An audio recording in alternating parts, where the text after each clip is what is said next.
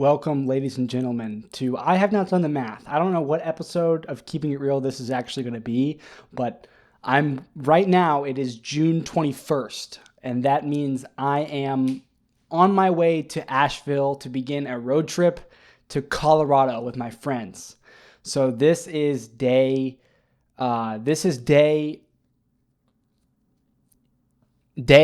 one of pre-planning. Right now, literally, it's May 22nd. So I'm doing this about a month in advance, but when this goes live, this is the first time I've done this, so it's very exciting. When this goes live, I will not be at the computer. I will not be home. This is going to be scheduled to upload so that you don't go without a Keeping It Real episode, and I don't feel like I'm losing a streak, and I can enjoy a vacation. So, without further ado, if you, by any stretch the imagination, have any ideas on how you could support, help, or become a part of this, then please don't hesitate to email me at jackkadis@gmail.com. That's Jack, J-A-C-K-L, Kadis, K-A-D-I-S, @gmail.com. There's two things that I kind of want to get into on this episode.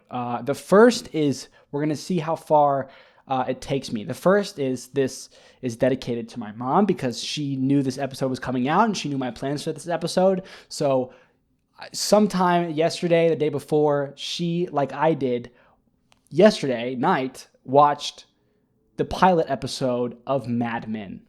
Oh, I have notes. Let me grab my notes. Hold on.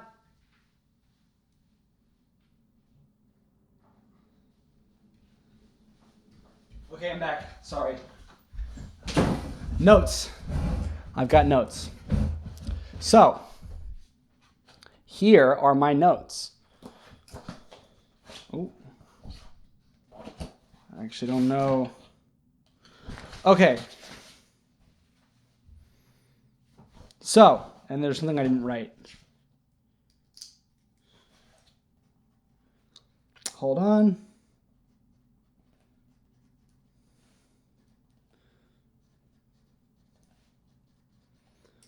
Come on, man.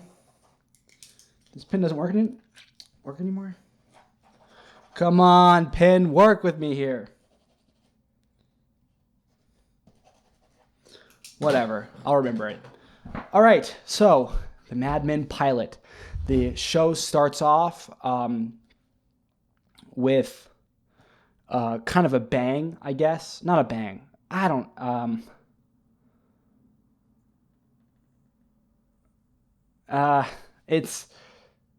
It starts off on a black screen. So, Mom, you remember this when you watched it probably. The first thing it shows is a black screen.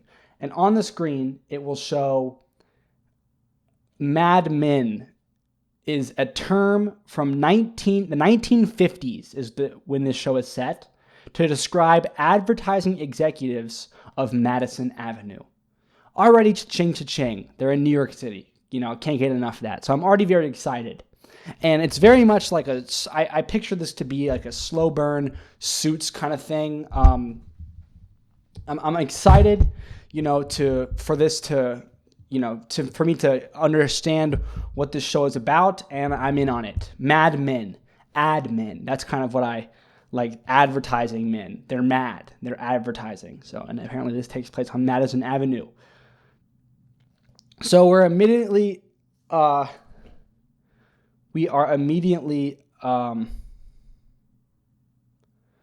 in this party scene where we find our main character, and he's clean-shaven, handsome man with dark hair, and he is, having the roundabout happenings with the party,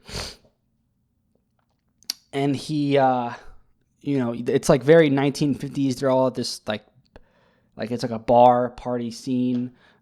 And then I really enjoyed this.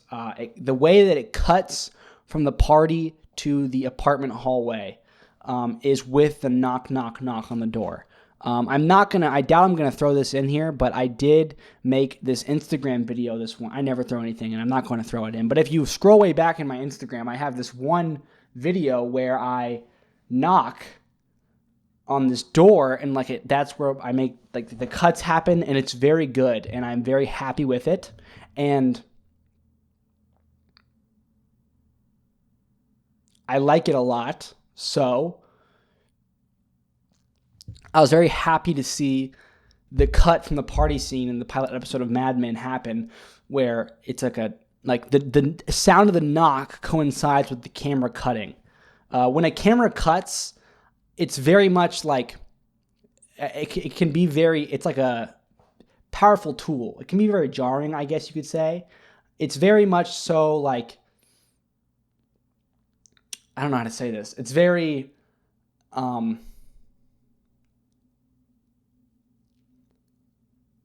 it's interesting, I think, to see that sort of thing happen, because you can't cut in real life. Like the closest thing we have to a cut with our eyes, like the camera is a whole different kind of world, right? And the closest thing we have to a cut in real life is when we turn our head on a swivel very fast or dart our eyes from one thing to another, because our brain will instantaneously cut out all the blur in between. Like when you look from here to here, you don't see the blur in between those two things. It's like a slideshow. You'll notice that. Your eyes don't actually like give you real-time images as a swivel. Like that's not actually how it works. It's more cut, cut. And that is sort of the thing to keep in mind when you're thinking about how a camera cuts. And when you want to change locations, like when you want to cut and have it be a different scene, then it's, I think, very helpful to throw in something like a knocking sound on the door. So you'll hear the first knock while you're still looking at scene one, and the second knock will coincide with the cut to the new scene. And then the third knock, you'll see what the sound was all along as he strikes the door the third time with his knuckles. And the door swings open, and it is a pretty woman, dark-haired woman. Emphasis on dark-haired woman. She has dark hair. Please remember this is important for later. And around this time is where I finally realized that it's like Mad Men, ad man. Like he's an ad man. He's mad men.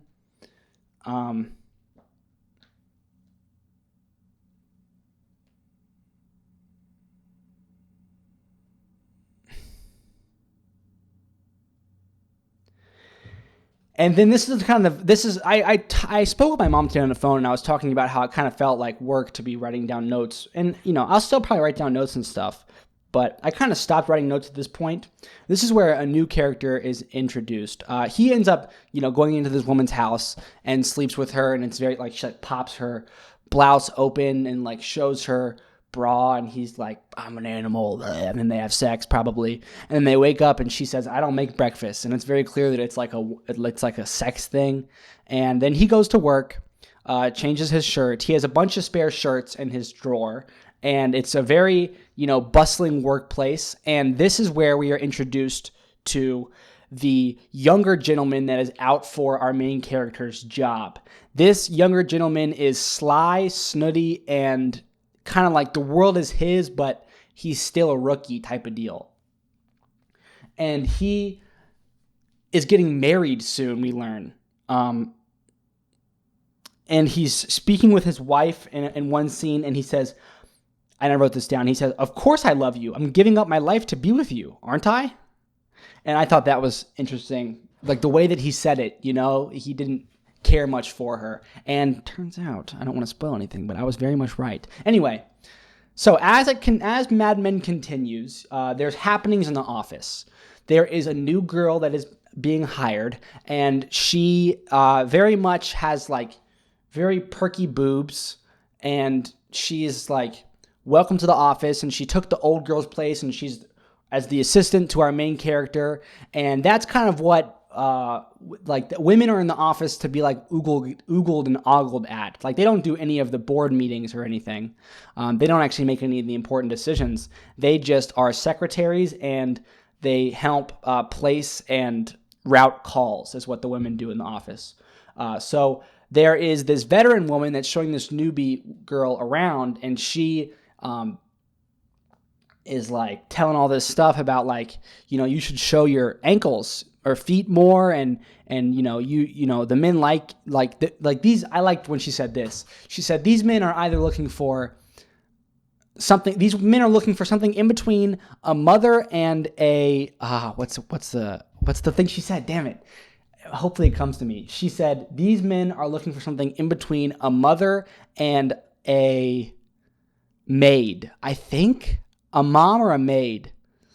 And occasionally they'll want to sleep with you or something like that. And I thought that was hilarious, that the way she said it so matter-of-factly. And then she shows this new woman her desk, and it is a typewriter. Is it a fax machine? I don't know. A typewriter, a telephone, and one other piece of technology that doesn't exist anymore that's useless. And she said, don't worry, probably a call, something that helps route calls or something. I don't know. And she's like, don't be overwhelmed. They made this tech so easy, even a stupid women like us can figure it out. And I was like, what? I wonder if back then, did she mean that? It's hard to say because it is set in the 1950s. Did she mean that? Did she really mean that this stuff was, easy enough that even the dumb women can figure it out? Or was that a jab at society? I have no idea because I can't know. It was a time where I wasn't there, but it was very interesting. And it's funny because what was on her desk was so barbaric. It was a telephone, a typewriter, and I don't even the most ridiculous assortment of gadgets that you'd find in some attic. Anyway, moving forward, you have the happenings of the office. Now, these men are currently doing a campaign, and they are consulting advertising-wise for a cigarette company. Lucky Strikes, to be exact, or at least the guys that own Lucky Strikes. I'm not sure how it was back then, but I used to work at a smoke shop about a year ago, and nowadays it's 2 companies own the entire wall of cigarettes that you see at the gas station. But I think back then it was 5. And I don't know if this company was just Lucky Strikes or if they own Lucky Strikes and lots of stuff, but Lucky Strikes is kind of one of the cigarettes we're focusing on. And it is around the time where I don't know if the Surgeon General has come out or not. I've been told lots by people older than me that was the start of the end, or I don't know exactly what the happenings are, but it is a fact that they are no longer allowed to call their cigarettes healthy. They can no longer say that their cigarettes are healthy. That is against the law. They cannot advertise their cigarettes as healthy, or anything in association with health. They cannot say their cigarettes are good for you at all. And so these madmen are very much struggling to find the workaround for this. You have the vet, our main character that we're following, who is changing his shirt in his office. They all smoke a lot and they all drink a lot, and it's very you feel they're very cool, it's very and I probably will spend the second half of this episode talking about my day at work today because I had a very good day at work today, and I'd like to recount the whole thing. And it's very much when you're somewhere that what you're doing and you're a key part of the setting, it's very it's a vibe, I guess. And this man is has the corner office, I guess you could say. He is the man, and everyone, it's that kind of situation. So he is, I don't want to say struggling, but he can't seem to figure anything out. There is this moment where someone comes to him with, I can't remember who comes to him, but someone comes to him with a folder, an idea for this upcoming meeting with the board of Lucky Strike. And that's what everyone's stressing about in this episode, is these men that are in charge of Lucky Strikes are going to come to see the advertising men's thoughts and process and, current standing on what they're going to do about the ads for the cigarette company. So that's kind of what everything's building up to in the episode work-wise, right? And leading up to this, someone comes into his office and hands him a folder, which he ends up throwing in the trash because he says he doesn't even want to read it, and it's not the direction he's going to go in. He doesn't know what direction, he hasn't thought of anything, figured anything out, but that's not the direction he's going to go in. And so he throws it in the trash, and then the men come and they all sit down together, and it's time for them to tell the men what they've been discussing as the advertising agency. And it kind of gets, it's like, and we'll kick it to you, to our main character, and has no words. He doesn't know what to say. It's like the deadline has come and he still hasn't thought of anything yet. So his younger rookie counterpart, who is also somehow at this table, chirps in, and he starts to rattle off exactly what was in this guy's folder that he threw in the trash, and that he did not want to take that route. He put the folder in the trash. He said, don't show it to anybody else. Yet this guy went into his office and found it in the trash. So these are older gentlemen. And I would go as far as to say stupid gentlemen, because it's a family-run company, it seems, the Lucky Strike guys. There's an older gentleman who is like very roots, like he was brought up on like the real factory side of things, knows the inner workings of the conveyor belts, how the tobacco leaves are dried, rolled, crushed, where in the country this all takes place, how they're packaged, all of that. And his dummy son, who is just growing up into tons of money and has no idea about how the cigarettes are made. He just knows that he wants good ads and make lots of money type of deal, right? So you are thrown into this board meeting with these two stubborn fellas that hear this younger guy make this pitch, and they're like, I don't like it. I don't like what you're saying. And I forget what the pitch exactly was, but it was something along the lines of, we can't say, oh, this is what he said, right? This is what the folder said, and this is what the younger guy said.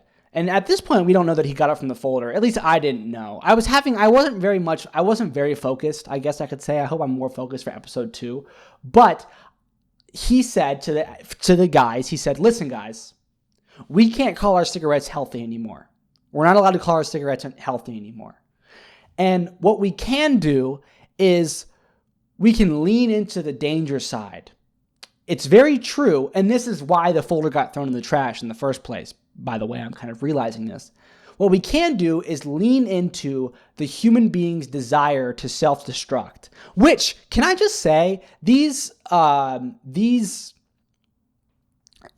tobacco guys I like that pitch. Like, if I would consider that, because I don't know if it's because I'm young or what, but that kind of advertising would work on me, and I think maybe actually it's good that they didn't go that route, but I felt that it made sense for that to be a angle that they might take, because, people, but I wouldn't say that they would I wouldn't say an ad for that lane would be something like, smoke our cigarettes because tomorrow's not guaranteed. Might as well fuck up your lungs anyway. Like, you wouldn't say that, and you would instead just be like, Lucky Strike's the best cigarette on the market, and kind of rely on people understanding they're not good for you, but not caring. And I think that's what happens. I mean, cigarettes are still around today, and it makes sense, and it was a good pitch. And I think it got lost,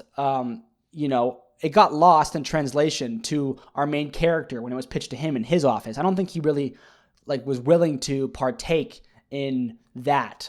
He was, and the younger man didn't do a really good job. And of course, the father and son of Lucky Strike don't get it at all. And that's when our main character swoops in before our two guys walk out and absolutely saves the day. And he says, listen, guys, right now, we are not allowed as an industry to market our product as healthy. And there are 5 of us, our company and 4 identical guys out there that are under the exact same strict guidelines. So it doesn't matter what we say. We can say anything. And he's very much piggybacking off of our first guy, but he does it in his cool main character, veteran status kind of way, convincing I've been at this ad agency for a long time, and I really am a madman, and I know what works. I know how to advertise. And by the way, this reminds me of the opening scene where you have he has a waiter come up and ask if he wants a refill on his drink, and I don't think the waiter even says a single word. But before the waiter even asks if he wants a refill, he says, how long you been smoking gold? He's like smoking golds, I think is what he was smoking, golds. And he says, how long you been smoking golds? And he said, forever, man. That's just what I smoke. And he said, what would it take to convince you to smoke something new, like a Lucky Strike? And he said, well, I don't know. I just like golds. We said, why do you like golds? Because they used to give them to us for free in the army, and I just smoked them ever since. Force of habit. And he our main character thought of that. He was like, okay. But then this other guy came up, and he said, what did he say? He said, is this man bothering you? He always runs his mouth, which is funny because he'd barely even spoken any words at that point. I actually think that asking if the cigarettes happened after the white man came up and tried to, and it just, that poor black waiter had like a tough life, I guess. Anyway, back to present. Our main character swoops in and saves the day. That's just to show that, he had been thinking about the issue, and it just so happened that he came up with a solution that the Lucky Strike board guys liked right before they left the room and saved the day. And he said, guys, it doesn't matter what we say. And then he goes to the board and he says, what do you think of when you think of Lucky Strikes? Just start saying words. And I think he asks the gentleman, how do they make Lucky Strikes? And that's when it's revealed that the son has no idea. And the dad says, shame on you. And he starts to say, they are grown in Virginia, North Carolina. Our tobacco is grown in Virginia, North Carolina, and it's picked. And he's got this deep voice. And, it's rolled up and crushed and toasted in the North Carolina sun. And he says, stop right there, toasted. And he writes on the board, Lucky Strikes, they're toasted. And it's like perfect. And everyone loves it. And he saves the day. And that's the avenue they're going to go in. And the relationship is still strong with the advertisement agency. And it's like, hooray, hooray. And so now our focus is on the beginnings of the bachelor party which was mentioned earlier, kind of in the beginning scenes of The Office. Our bachelor, who is about to get married, who says, and I quote, of course I love you. I'm giving up my life to be with you, aren't I? Isn't that a funny way to put that? Especially for this guy. I'm giving up my life. Wouldn't it be like, you give me life? He's a bad dude. He's a bad dude. And it seems that they're all bad men. Actually, that's what it seems like. And you'll see why when I get to the end of this rant. The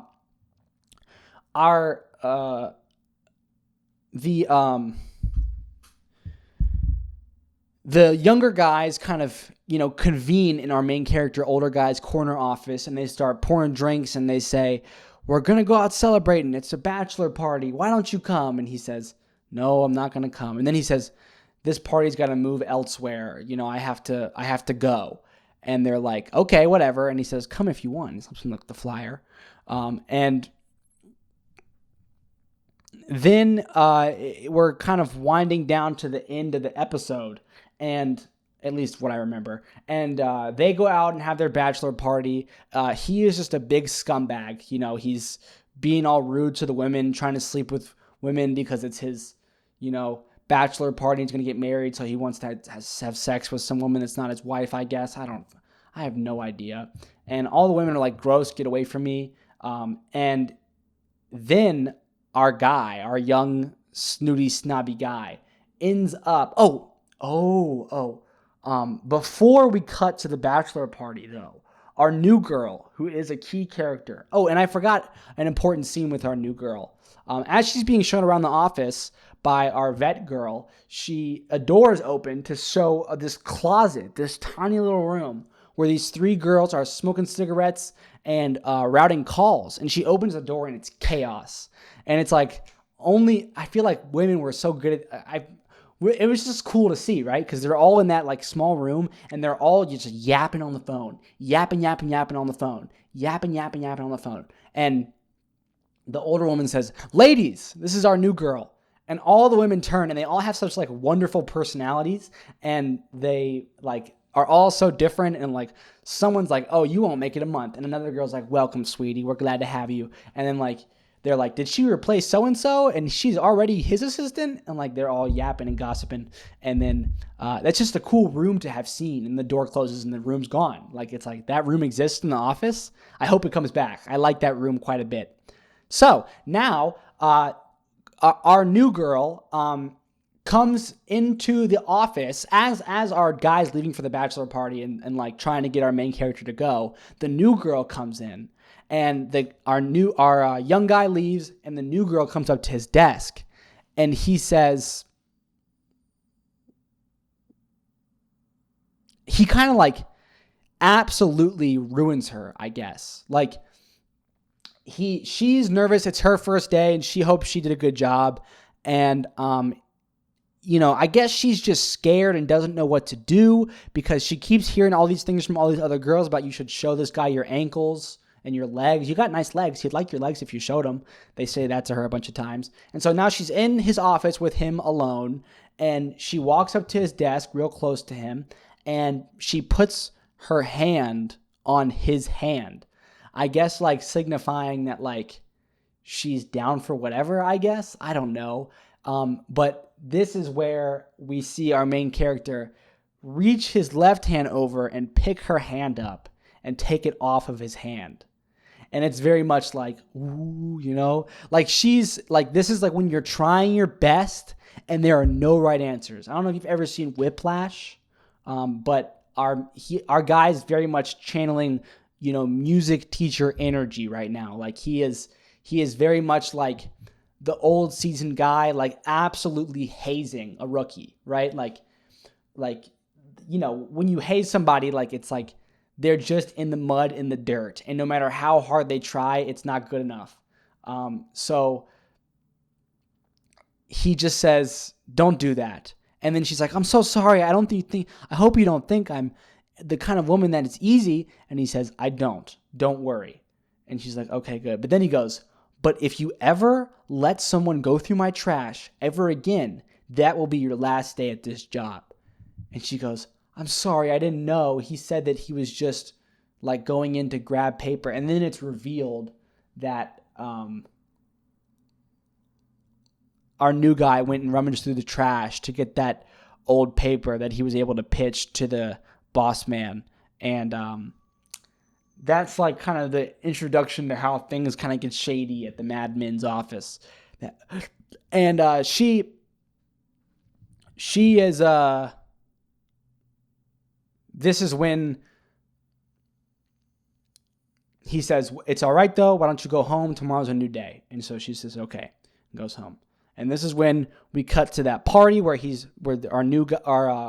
our rookie guy, young guy, is freaking all the girls out. And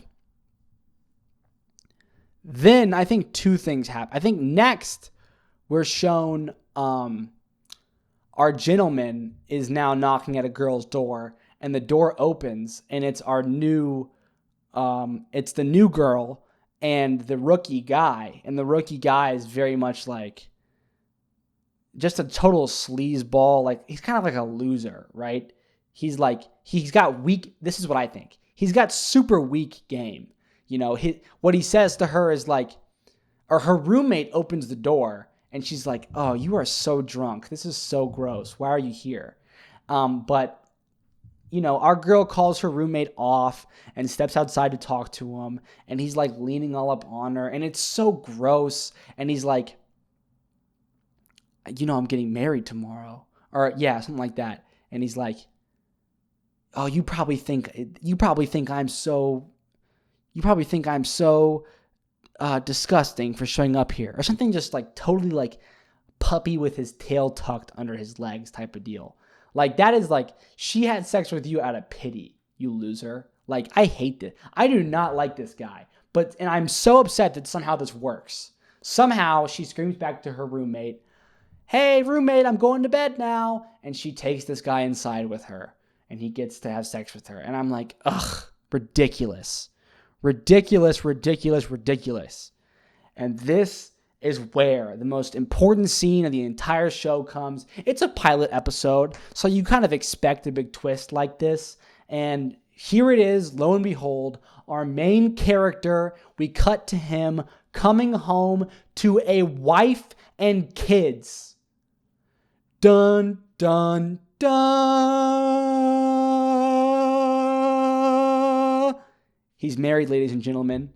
He has a wife who's waited up for him, a wife who has waited up in bed awake for him to get home, and 2 children who he goes to check on while his wife watches him check on them and get them to bed. What a madman. How could he? The episode started with him having an affair. Or not an affair, just like having sex with a woman, That's great and all, but here he is with a family and kids?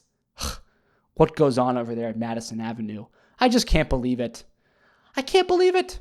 And I hope he gets caught up. I hope he loses his wife and his kids, because you can't be doing that. You cannot be doing that.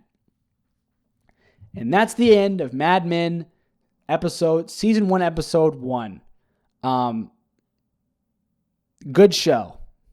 Jolly good show. Excited to watch the second episode. Might watch it tonight with dinner. I don't have work tomorrow. I think I might watch it tonight with dinner. And now I think that we got 30 minutes left, so I'd like to pivot here. I think 30 minutes is enough time to cover a 1-hour show, right? So for the next 30 minutes, what would I like to do? I think talk about my shift at work today, because I really liked it. And it was very challenging in a new way, in a fresh way, and a lot of good happened.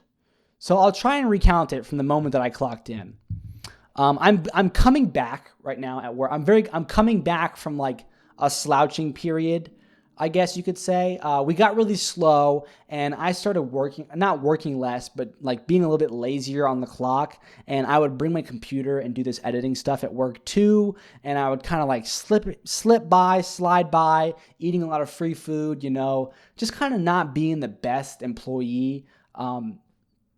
And, I would find people to cover certain shifts last minute, and I would call in and say I'm going to be late and stuff like that. So I'm clawing my way back from that, right? And my boss is like always like a jolly and joyful every time I see her, and she always like kind of hands the reins over to me every night. She doesn't open. We have openers, but she comes and does her boss activities in the morning, right? So by the time I get there, all the openers are clocking out for the day, and she's leaving too. And she kind of gives me like some final instruction tips, and then she heads out. And it's just me and my good coworker Reese, who is a fantastic guy.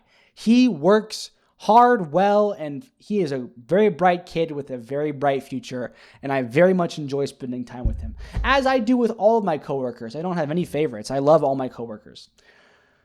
So the reins are kind of given to me, and I kind of start doing like my walks, and I'm like looking at everything. I'm kind of like getting in like the mood. I feel like when you get to work and you put your uniform on and you clock in, you kind of plug into the store, and it's like you're kind of like feeling things. Like it's like shifts kind of blend together, right? So it's not like you're reminding yourself what the next task is. You're more so on the clock. You're like kind of like blending in. You're becoming a machine. Like you are next to the oven. Like there's the meat case, there's the slicer, and then there's you, just the person that happens to assemble the sandwiches. You're kind of a robot, but you're human. You're not.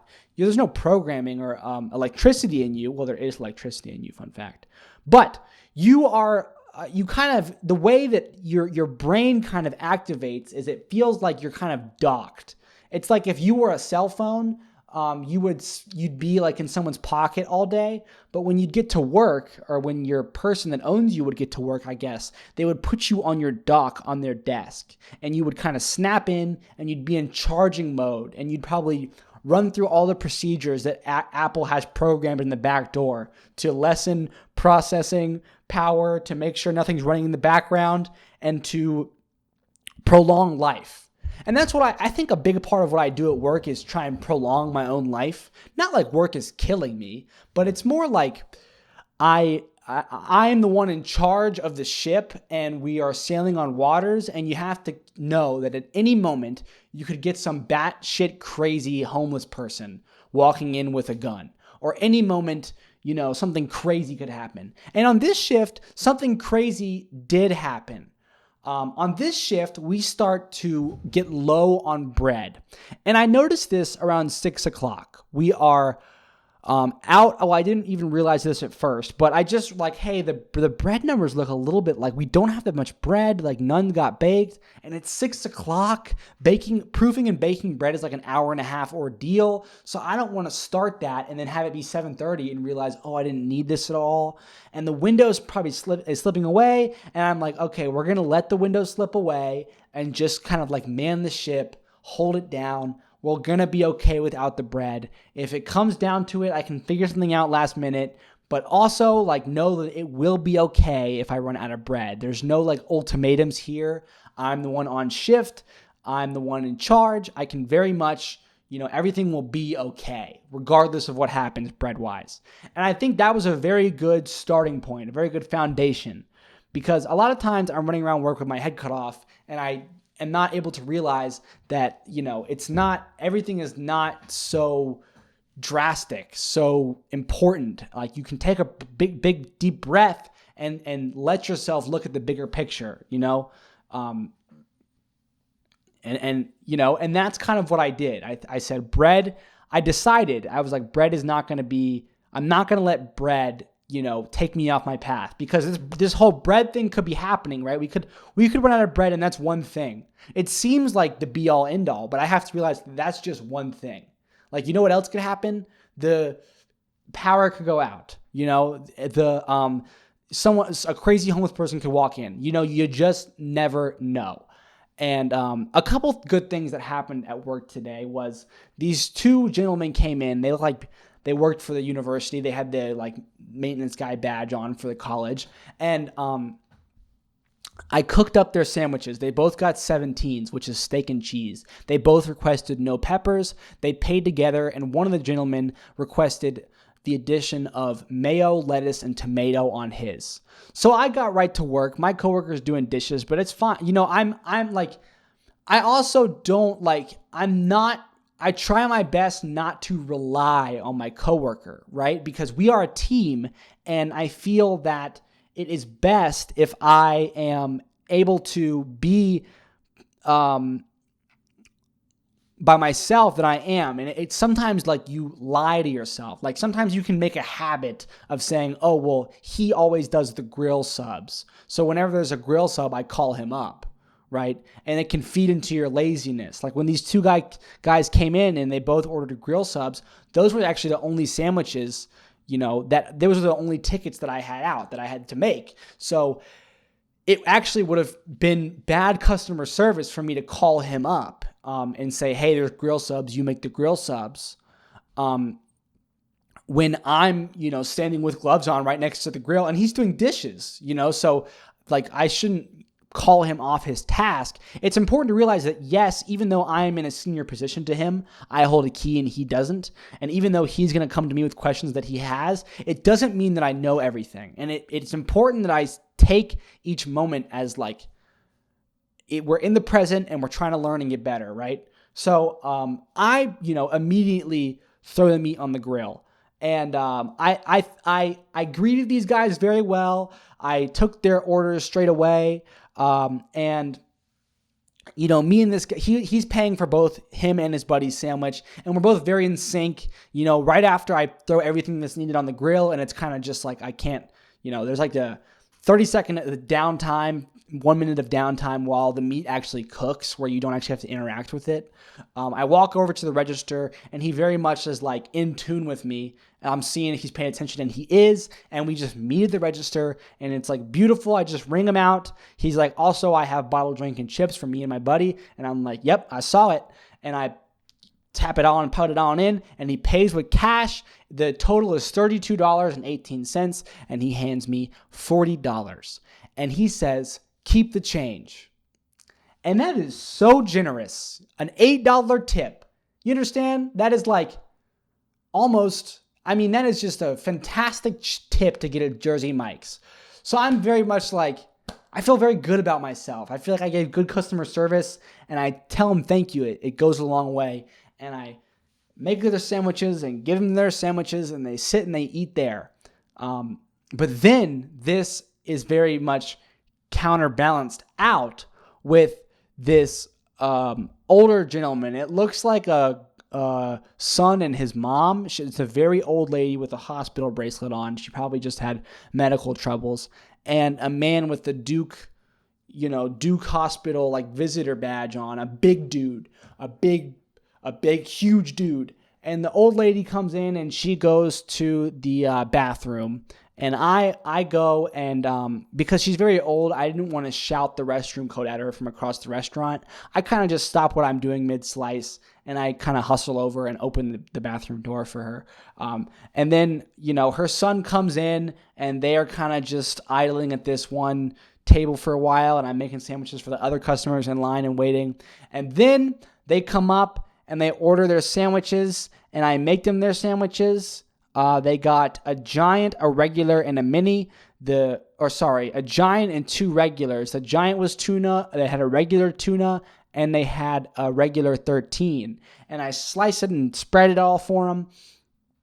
And I don't know, he probably was just having a bad day, or you know what I'm saying. Like sometimes things just don't go.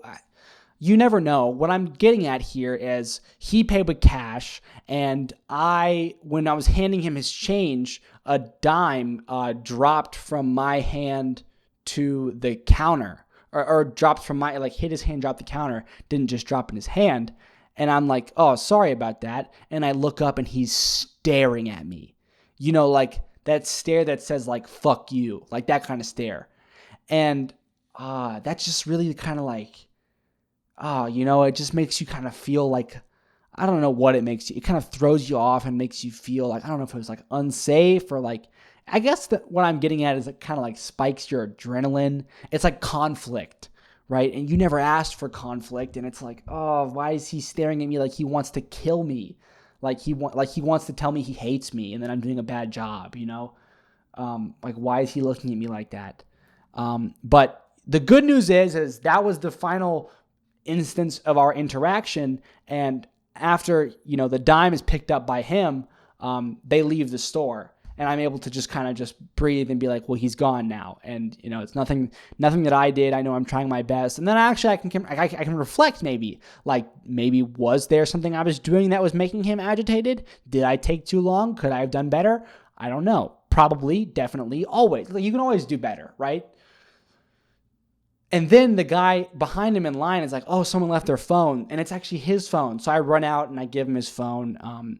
But that's that look that he gave me was like, I hate you. And that balanced out the guy that gave me an $8 tip, right? Like that was tough stuff.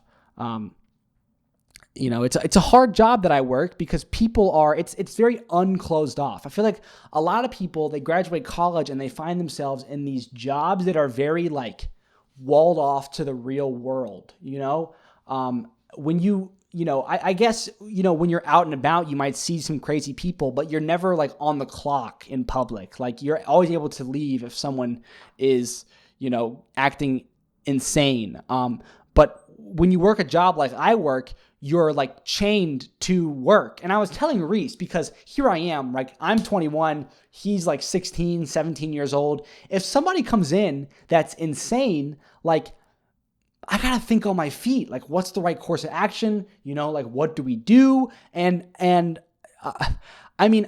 like the immediate thought process is like, okay, well, you always have the ability to like run away.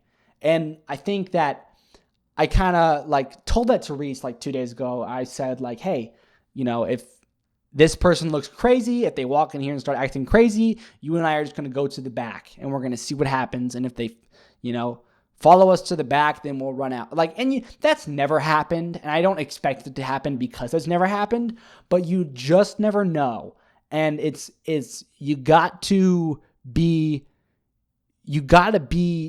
ready, I guess. You got to be ready. And you might like, you can do whatever you want with that information. You can let that bug you. You can let that say like, oh, this job isn't for me, but this job is for me. I love my coworkers. I love making sandwiches, and I had a very good shift today, and it's just part of the job. You have to be ready for crazy. So, now we get to the meat of the day. Am I going to have enough bread? it's on me. I'm the one that decides if we bake more bread or not. And in my head, I'm very much like I said earlier, I'm getting into the position of and convincing myself that I don't need any bread. Bread's not important. And my consumption of, or, the more mind space I take towards worrying about bread, the worse this shift's going to be, because, we're on a tight schedule. I have to get the things I have to get done so we can get out of here at the time that we get out of here. And so with bread on my mind, I am very much handicapped. So I push it out of my mind. But it keeps coming back up, as these small rushes keep coming. And it's not like the days that have been in the past couple weeks. Like, it seems people are coming back to town and more sandwiches are being ordered online and more people are walking in. And it's like there are these 30-minute stretches where everyone seems to be ordering a giant, and I just keep cutting bread. And it's, so I go and I fall back on a default. There is 2-day-old bread in a bucket near the grill that we use for the grill subs. And it's, we're out of white bread, out of wheat bread. All that's in there is the cheesy stuff. So, I start to try and sell people the cheesy stuff. And instead of when an online order will come, cause we ran out of the cheesy stuff hours ago. So when an order will come, we'll write a note and put it in the person's bag that says, sorry, out of rosemary Parmesan. And you might think that's bad, and I think it's bad too, but to be honest, I was instructed to do that by the person higher up than me. So, I don't know. It's kind of like, I kind of just let it slide because I have a lot to worry about as it is, and I'm not going to worry about baking more bread if I don't have to, she's wiser than me. She's my boss. And if she says, hey, listen, when you run out, just start writing tickets, then I'm just going to start writing tickets. And that's one of those things where it just kind of is how it is. And as I continue in this job or, move to a new city and get a different job, I might not adhere to that anymore. But as it stands now, my excuses take over, and there's never excuses. And I know that's not the right thing for me to do. So maybe, when I get to work, I should start baking more bread. Maybe. But I just don't know that I have you just don't know until you try. You just don't know until you try. Anyway. And when people will come in and they'll order sandwiches, I'll say, do you want that on the cheesy bread? And I'll very much try to convince them. And I'm able to convince a couple people.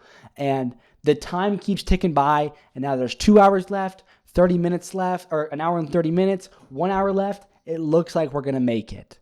You never know, though, because a bunch of people could come in at once and we can run out of bread. And running out of bread is unacceptable. But it looks like we're going to make it. And this shift was beautiful. Beautiful shift. Because for the last 20 minutes of us being open, not a single customer came in. And do you know what that means?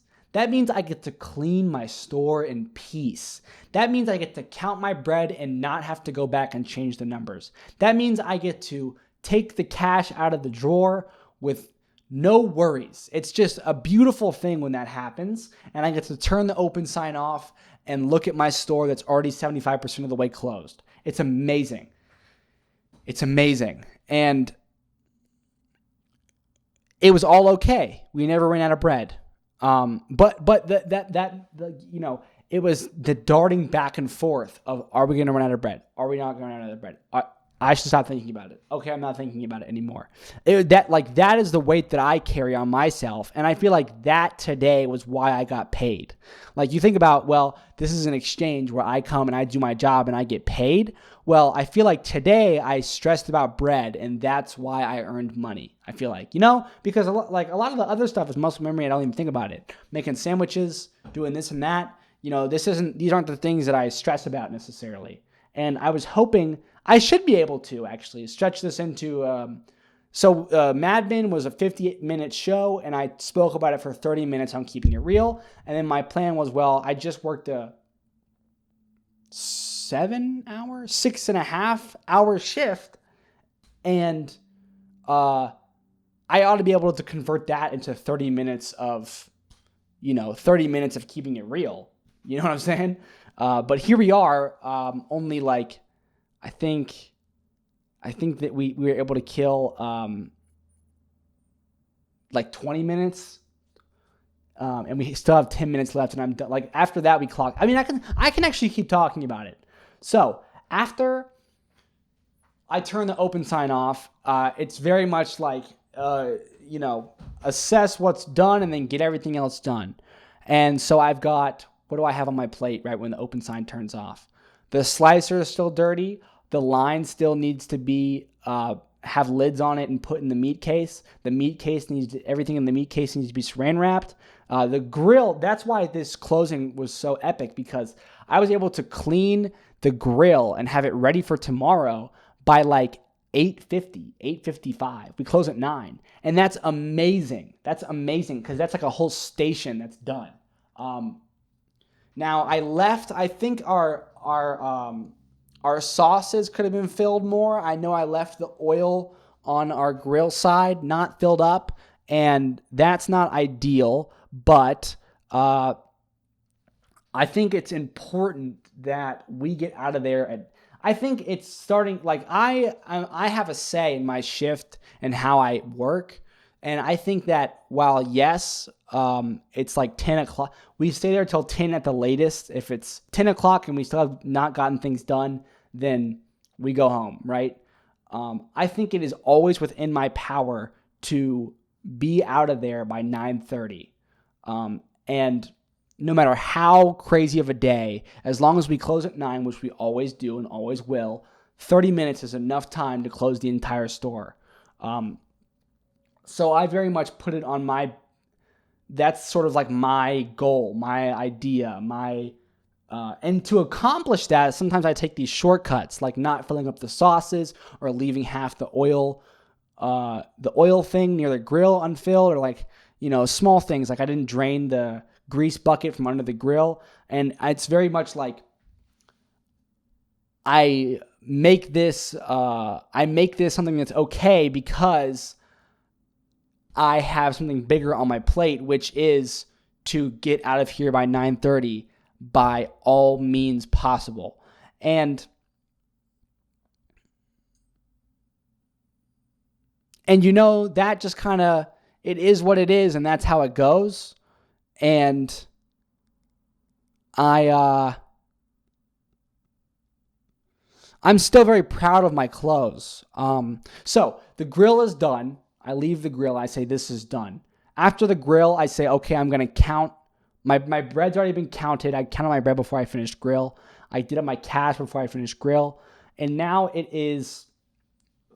my focus is on the front line, which is your onions, your lettuce, your tomatoes, the vinegar and oil bottles, your oregano and your salt, which I had already filled up, so that's good. Everything was filled up and stocked, so all I had to do was put lids on it, put it in the meat case, and wipe everything down. Clean the slicer, saran wrap the meats in the meat case, put them where they're supposed to go. And next up, I am sort of like, okay, so what comes next? I go and I assess, what's going on in the dish area. Everything's pretty much clean. The sinks still need to be drained. I give my coworker I come back there and I say, okay, I'll finish dishes for you, because I'm very proficient and effective at doing dishes. He's new to closing, right? He's new to closing, but he's young and he learns very fast. So I give him as much space as I possibly can. And there was a time when this afternoon, when he's kind of asking me like, okay, what do I do next? And I, kind of try to voice to him, I'm like, because he'll come to me, and instead of asking me what he should do next, he'll kind of be like, should I do this next? And wait to see what I say. And what I say is, because I don't want to give him a yes or a no, because simply put, I don't want him to think that there's a right answer. Because it's kind of like English class, right? As long as you write your paper and give the effort, you get the A. So I'm telling him like, listen, man, like, you know what to do. Like, you could do this, you could do that. It's kind of up to you. You know what I'm saying? Like, as long as you're working hard, like, we're gonna get out of here at 9:30, no problem. And he's like, okay. So then he decides I'll do this, And I'm like, all right. But when I went back there and saw that the sink still hadn't been drained, that was kind of like my next, like that was just kind of like, I guess what I felt like doing. I don't know. I could have done something else probably, but I decided to tell him to just take the trash out. I probably should have taken the trash out. That's definitely something that I think back on this shift and think, why did I do that? If I really want to leave him be to do his own thing, then I should truly leave him be to do his own thing. Because that's, I think, how I got so fast at dishes. I remember when it used to be me and whoever, above me closing, they would kind of just let me do the dishes. And now I see dishes as like the thing that I'm the best at. And so because I'm the best at it, doesn't mean that I should take it over from my guy. He's learning how to do dishes. He said it to me himself today. He was like, well, I'm new to closing. And he's right. He's new to closing. So I should continue to just work around him. I can take the trash out myself. But he took the trash out. And that's when, I finished up the dishes, got all my clean dishes ready. And then I went, and it's like 9:20, 9:25. So then I went and got out of all my work clothes, which, you're not supposed to do. You're not supposed to change out of your stuff until you clock out. But I figure, and that's the thing I could definitely change. I could clock out at 9:30 and then change out of my stuff. That wouldn't be that hard. But it is what it is, and I changed, and I got my bicycle and put it outside, and I did my final rounds, and discovered that I still needed to Windex the meat case. There was just small things that I wanted to do. I left the sauces and the oil thing untouched because I just had decided that I was going to leave it untouched earlier. And I left. I left the store, and we set the alarm and we said goodbye. And Reese was like asking me about my bicycle. So I was like, dude, take a ride on it. And he sped off down there. I love that kid so much, dude. I put it in high, I had him turn it on, and I was like, press that button, and it went to like the high mode, which is the mode that I always ride in. And he looked at me and he was like, high? And I was like, bro, yes, it's not that fast. like he's just a really good kid. And he got on that thing and pedaled away, and I shut the big metal gate. And we left. And that reminds me, I have a ton of food in my backpack that I'm probably going to eat tonight while I watch whatever it is that I want to watch. But that is the gist, the synopsis of the pilot of Mad Men and my shift at work today. And as we close, I had 5 loaves of white bread. It's not enough, But, oh yeah, another thing I did to make sure that, because bread was running out. I didn't call Peace Street. I didn't bake any more bread. I didn't do anything to create more work for myself. All we did, and I even had Reese do this, and I could have done it myself, but it felt good to delegate this task, I guess you could say, because I was thinking about it too much. I told Reese, okay, rack 2 extra trays of white bread. And I went on the board and I said +2. Because I was told once when I left barely any bread that it's nice to have a little bit extra bread for grill bread. And I was like, okay, cool beans, will do. And this is when I did that because we were super low on bread. I decided it's going to be okay. We're going to make it. No one's going to not get bread. And no one did not get bread. I was dead right on that. But for my openers tomorrow, I left 2 extra trays of white bread so that they have ample grill bread. And I think that was the right move. I think that was a sound decision. And I believe that I am really getting the hang of this job in a managerial sense.